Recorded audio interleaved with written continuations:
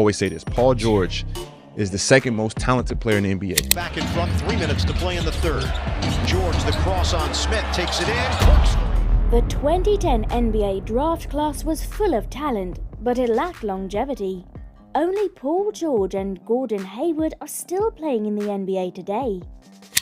There is no denying that, more than 13 years later, Paul George has proven to be the most valuable prospect in the entire draft class. However, how were 9 different players once thought to be better prospects than Paul George, and what actually happened to those 9 players? The number 1 pick in the NBA draft of 2010 is John Wall. After being selected by the Wizards in the 2020 NBA draft, John Wall's career has seen both a spectacular ascent and a swift collapse.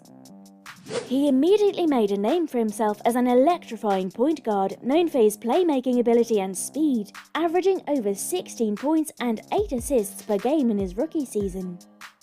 His play will continue to improve over the years, earning him multiple All-Star selections and making him the face of the team. He even led the Wizards to multiple Eastern semi-final playoff appearances, though they repeatedly fell just short of the conference finals. Despite this, he has remained one of the league's best point guards. The Wizards were essentially forced to trade him out of Washington, where he would later be seen wearing a Houston Rockets jersey. He wouldn't return until the 2020-21 season, and even though he would display some of his prior talent there, it was soon obvious that he was a different player. Later, he was traded to the Clippers and eventually dropped due to injuries. Evan Turner, a versatile wing player with some playmaking skills, was selected by the Philadelphia 76ers as the 2nd overall pick in the 2020 NBA draft. He had a breakout offensive season, averaging over 17 points per game with the 76ers. There was no doubt, though, that these numbers were significantly inflated, given that the Phillies were likely the worst team in the league at the time. He would go on to be traded to the Pacers at the end of the season and then the Celtics the next year, and even though he would contribute as the efficient second unit to a contending team, his offensive impact gradually decreased over time. Following his 2010 draft selection by the New Jersey Nets, 3rd-round pick Derek Favors showed some promise as an athletic and skilled front-court player. His rebounding and shot-blocking abilities were particularly noteworthy during his time with the Nets, and at their peak, he played 9 seasons for the Utah Jazz. However, that was all the big man he really proved to be, and as his career progressed, factors like shifting team dynamics, his inability to find a role, and lingering injuries also contributed to his declining contributions. In terms of the 4th overall pick in the NBA, Wesley Johnson was chosen by the Minnesota Timberwolves. While he showed promise on defense and in the gym, he struggled with consistency on offense. After leaving the Timberwolves, he played for the Phoenix Suns, LA Lakers Clippers, and Washington Wizards, where he was primarily used as a bench warmer. While he did not have the impact of a top 5 overall pick, he did display flashes of defensive ability and sporadic scoring outbursts during his time in the league. When it comes to DeMarcus Cousins, the 5th pick in the 2010 NBA draft, things would be very different because, aside from Paul George, he likely has one of the highest picks of any player in this class.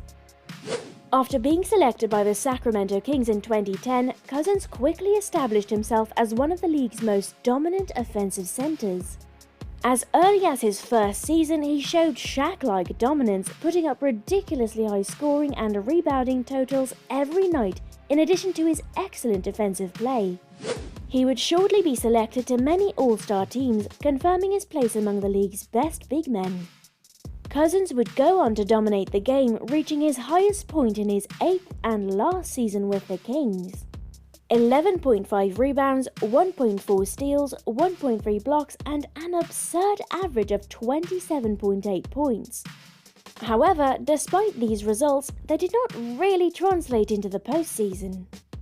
These years were later shown to be Cousins' most productive ones in Sacramento, and soon after, Cousins was traded to the New Orleans Pelicans, where he would continue to put up impressive numbers. But unanticipated wounds like an Achilles tendon tear combined with off-court problems will gradually affect Cousins' professional path. Regarding the 6th overall pick in the draft, the Golden State Warriors selected Ekpe Udoh, a talented center and power forward, to start his career. Although he is largely recognized as a defensive player, he did demonstrate some skill as a decent rim protector early in his career.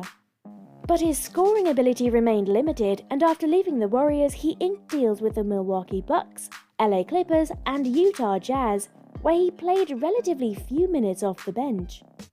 And Udoh would leave the league after just 7 seasons to compete in other international leagues abroad. Nevertheless, he has undoubtedly been one of the more disappointing players in this draft class, especially considering that he was selected 6th overall. Following his 7th round draft selection by the Pistons, Greg Monroe went on to have a comparatively lengthy NBA career. He did, however, fall short of his potential despite early promise. He played for the Pistons for 5 seasons. Following his first year, he averaged over 15 points per season for 4 straight seasons as a strong offensive big man. He was then traded to the Milwaukee Bucks, where he remained a respectable backup. But shortly, he would begin to play fewer minutes, mostly because of Giannis Antetokounmpo's emergence. Monroe will be moved to the Suns and then the Celtics in the same season after spending 2 full seasons with the Bucks in 2017 and 2018. The 8th selection, Al-Farouq Aminu, was selected in the 2010 NBA draft by the Los Angeles Clippers, and he was moved to the Pelicans in less than a year. Aminu had some offensive limitations, but his length and defensive versatility allowed him to play a second-unit role for the Pelicans before being traded to the Dallas Mavericks 3 years later.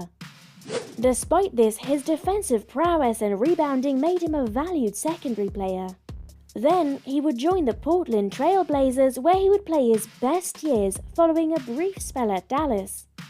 Gordon Hayward, the 9th choice overall in the 2010 NBA draft class, is now one of just 2 active players. Hayward's tenure with the Charlotte Hornets was highly turbulent, reaching its zenith in his last years as a member of the Utah Jazz. Hayward, who Utah chose, would gradually demonstrate his development into a fantastic small forward with all-round skills. By the time he reached his 3rd season, he was averaging over 14 points per game with good efficiency, along with 3 rebounds, 3 assists, and over 1 steal per game. Utah's performance improved further in the ensuing years, averaging about 20 points each game between 2014 and 2017. That's all for now. Thanks for watching. If you enjoyed this video and found it entertaining, then don't forget to hit that like button below.